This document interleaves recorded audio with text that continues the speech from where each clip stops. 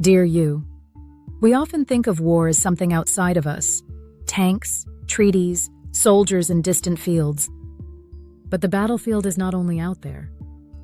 It is in here, in the racing heart, the tightened jaw, the breath that catches when fear takes hold. War enters through the nervous system. It recruits not just armies, but bodies.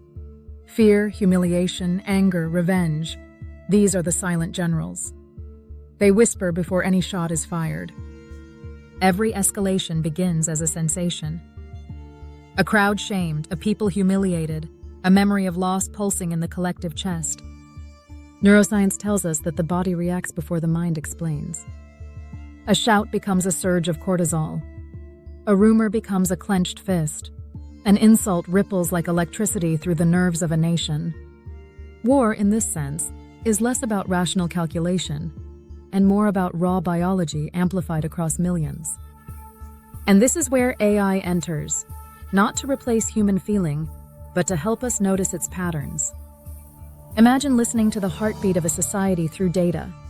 Sudden spikes of anger in online speech, waves of humiliation captured in images shared millions of times, small moments of compassion quietly spreading before being drowned out. What seems like chaos becomes legible. Just as doctors can map arrhythmias in a patient's heart, AI can map arrhythmias in the emotional climate of populations. This is not surveillance for control, it is observation for care.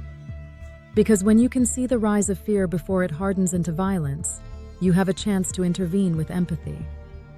When you can trace the swelling of humiliation before it bursts into revenge, you can offer recognition instead of retaliation. AI can reveal that beneath the slogans of war are nervous systems crying out for safety, for dignity, for release from pain. Consider what becomes possible with this knowledge.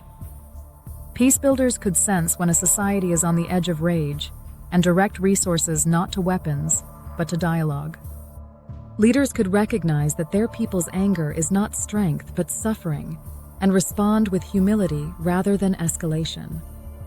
Even ordinary citizens could be shown how their own nervous system is entangled with the collective, that the calm they cultivate ripples outward just as surely as their fear does.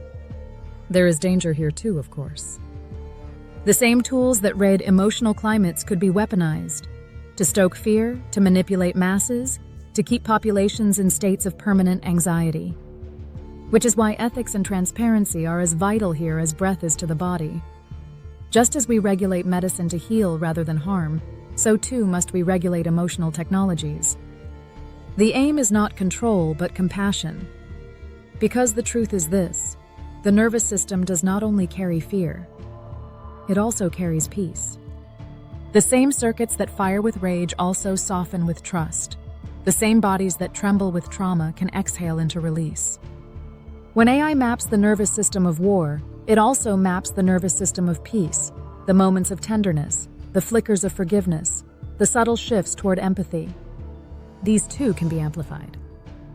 And so I ask you, what rhythms are alive in your own body today? Where do you hold tension, and where do you allow breath? Notice how your own nervous system responds to the world around you. Notice how quickly fear spreads, but also how deeply calm resonates when offered. The nervous system of war is not only out there, it is in you, which means the nervous system of peace can begin with you too. Until next time, may you listen for the tremors beneath words. May you breathe where others hold their breath. And may you become a steady heartbeat in a world that longs to remember calm.